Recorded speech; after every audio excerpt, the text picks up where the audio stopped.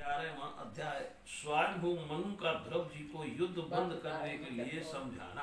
श्री मैत्रेय जी कहते हैं, विदुर जी, ऋषियों का ऐसा कथन सुनकर महाराज ध्रुव ने आचमन कर श्री नारायण के बनाए हुए नारायण अस्त्र को अपने धनुष पर चढ़ाया। उस बाण के चढ़ाते यक्षों द्वारा रची हुई नाना प्रकार की माया उसी क्षण नष्ट हो गई, जिस प्रकार ज्ञान का उदय होने पर अविद्या कलेश नष्ट हो जाते हैं।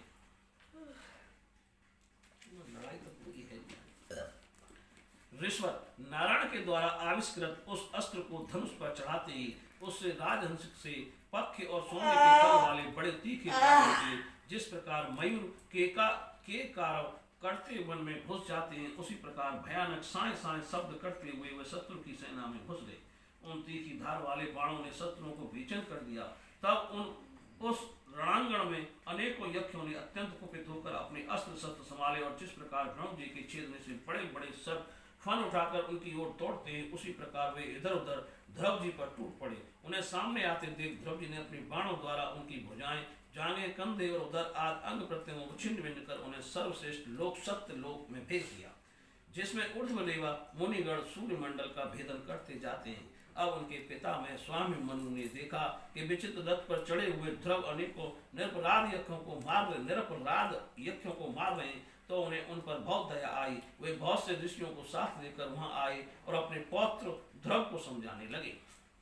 मनु जी ने कहा, बेटा बस बस, अधिक क्रोध करना ठीक नहीं। यह पापी नरक का द्वार है। इसी के वशीभूत होकर तुमने इन निरपराध यक्षों का वध किया। तात तुम जो निर्दोष यक्षों के संहार पर उतर रहे हो, ये हमारे कुल के योग्य कर्म नहीं है। साधु पुरुष इसकी बड़ी निंदा करते हैं। बेटा, तुम्हारा अपने भाई पर बड़ा अनुराग था, यह तो ठीक है, परंतु देखो उसके वध से संतप्त होकर तुमने एक यज्ञ के अपराध करने पर प्रसंगवश कितनों की हत्या कर डाली। इस जड़ शरीर को ही आत्मा मानकर इसके लिए पशुओं की भांति प्राणियों की हिंसा करना, ये भगवत सेवी साधुजनों का मार्ग नहीं है। प्रभु की आराधना करना बड़ा कठिन है, परंतु तुमने तो लड़कपन में ही संपूर्ण भूतों के आश्रय स्थान श्री हरि की सर्वभूतात्म भाव से आराधना करके उनका परम पद प्राप्त कर लिया है।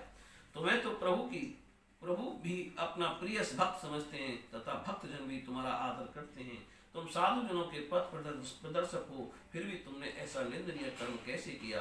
सर्वात्मा श्री हरि अपने से बड़े पुरुषों के प्रति सहनशीलता, छोटों के प्रति दया, बराबर बालों के साथ मित्रता और समस्त जीवों के साथ सत्ता का बर्ताव करने से ही प्रसन्न होते हैं। और प्रभु के प्रसन्न हो जाने पर पुरुष प्राकृतिक गुण एवं उनके कार्य रूप लिंग शरीर से छूटकर परमानंद स्वरूप ब्रह्म पद प्राप्त कर लेता है। बेटा ध्रुव, देहादि के रूप में परिणित हुए पंचभूतों से स्त्री पुरुष का आविर्भाव होता है और फिर उनके पारस्परिक समागम से दूसरे स्त्री पुरुष उत्पन्न होते हैं।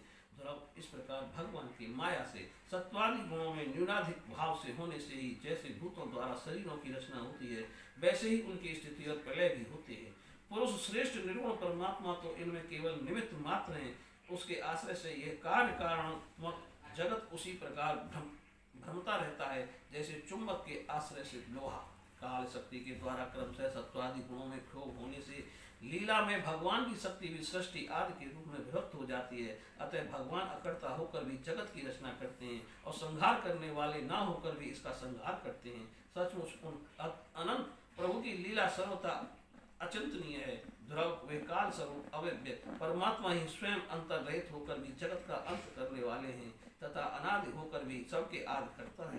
वे ही एक जीव से दूसरे जीव को उत्पन्न कर संसार की सृष्टि करते हैं तथा मृत्यु के द्वारा मारने वालों को भी मरवा कर उसका संहार करते हैं।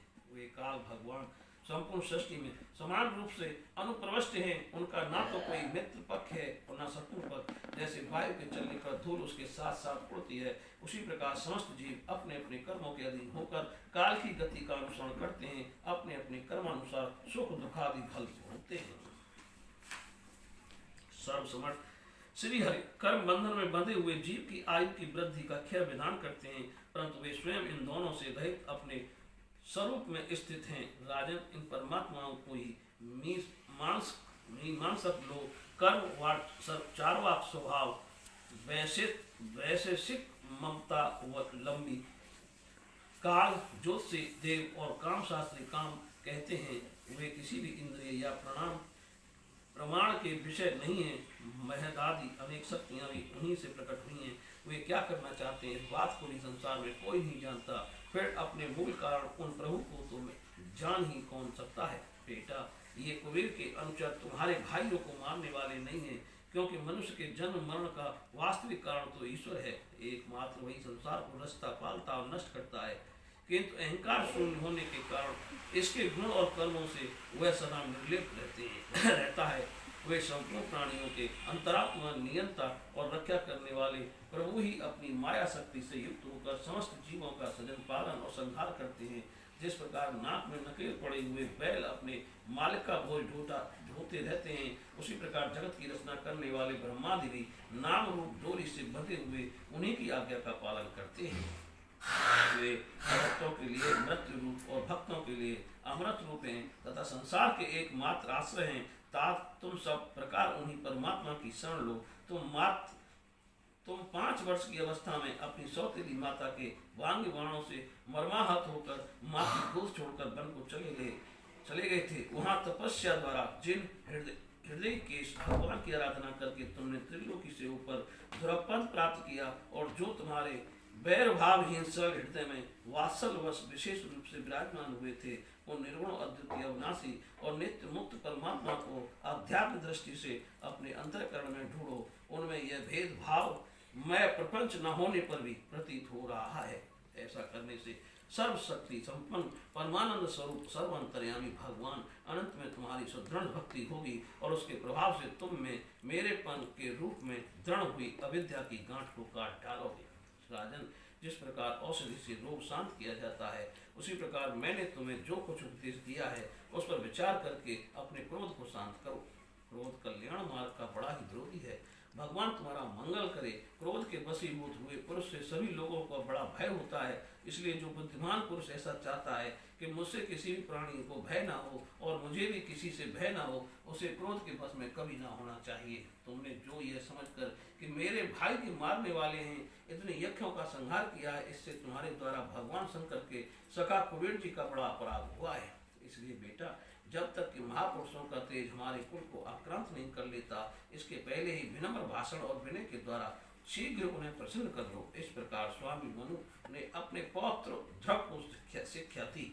तब ध्रुव जी ने उन्हें प्रणाम किया। इसके पश्चात वे महर्षियों के सहित अपने लोक को चले गए। बोलिए श्री कृष्ण भगवान की जय।